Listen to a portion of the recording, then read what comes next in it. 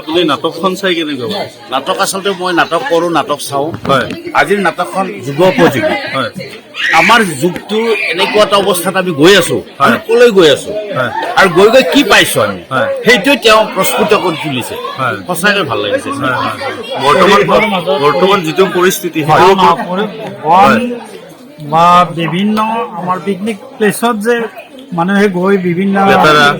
মানে অলাগতিয়াল বস্তু পেলাই থৈ আহে, জাবৰ জোথৰকে আদি কৰি ভঙা গ্লাছ মদ পানী খাই হেৰি কৰে বা জংঘল কাটি ধ্বংস কৰে, যাৰ বিনিময়ত আমাৰ বৰষুণ বা এই বানপানীৰ সৃষ্টি হয় বা এই গৰম বেছি হৈছে, জন্তু জানোৱাৰে একো খাব নাপায়, মানুহৰ ঘৰলৈ ঢাপলি মেলিছে।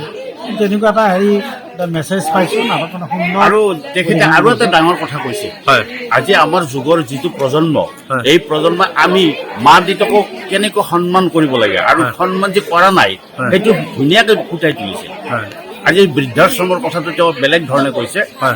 সেইটো বুজিবলগীয়া কথা। হয়। আমি মা দেউতাৰ প্ৰতি যিটো শ্ৰদ্ধা, হয়। সেই শ্ৰদ্ধাটো আমি নতুন প্ৰজন্মক কেনেকে দিব পাৰো, সেইটো মেছেজ এটা দিছে। সেইটো message আকৌ ডাঙৰ এটা মেছেজ দিছে তেওঁ। হয়। মোবাইলে যে আমাৰ সমাজখন ধ্বংস কৰিছে, হয়। মোবাইলে যে আমাৰ ল'ৰা ছোৱালী ধ্বংস কৰিছে, সমাজখন ধ্বংস কৰিছে, সেই এটা ধুনীয়া মেছেজ দিছে, যাৰ বিনিময়ত আমি শিকিবলগীয়া আছে। এই মেছেজটোৰ দ্বাৰা, এই মেছেজটো যদি আমি সকলোকে দিওঁ, তেতিয়াহ'লে নিশ্চয় আমাৰ সমাজখন নিশ্চয় ভাল হ'ব বুলি আমাৰ বিশ্বাস। ভৱিষ্যতে তেওঁ আৰু এখন ভাল নাটক কৰক, উপভোগ কৰিব আমাৰ পাৰে। উপভোগ কৰাৰ কাৰণে উপহাৰ দিয়ক।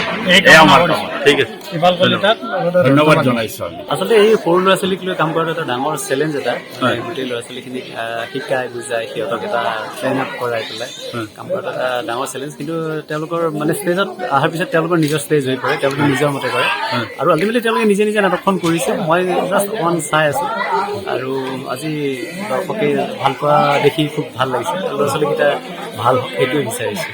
হয় হয় হয় নাটকখনৰ আগৰ মানে এনেকৈ আপুনিয়েতো লিখিছিলে, হয়, হয়। এইটো পৰিৱেশৰ হেৰিটোৰ ওপৰত মানে ভৱিষ্যত প্ৰজন্ম বা এনেকুৱা ধৰণৰ কিবা চিন্তাধাৰাৰ ওপৰত কৰিছেনে নেকি? হয়, আচলতে এই নেচাৰৰ কথাটো যদি আমি নিজে নাভাবোঁ তেতিয়াহ'লেতো নহ'ব। আৰু এই ল'ৰা ছোৱালীখিনিক যদি আমি মানে সিহঁতৰ দ্বাৰা যদি পোৱা যায় তেতিয়া মোৰ ইফেক্টিভ হ'ব বুলি মই ভাবোঁ। হয়। গতিকে সেইটো কাৰণে আচলতে এই গোটেই বস্তুটো মানে আমাৰ যিকেইটা এতিয়া বৰ্তমান যিকেইটা সমস্যা, হয়। ধৰক মোবাইলটো লৈ বা নেচাৰ লৈ যিটো সমস্যা বা ৰিলেশ্যনক লৈ যিটো সমস্যা, হয়। এই সমস্যাকেইটা এই নাটকখনৰ জৰিয়তে ক'বৰ কাৰণে চেষ্টা কৰিছোঁ।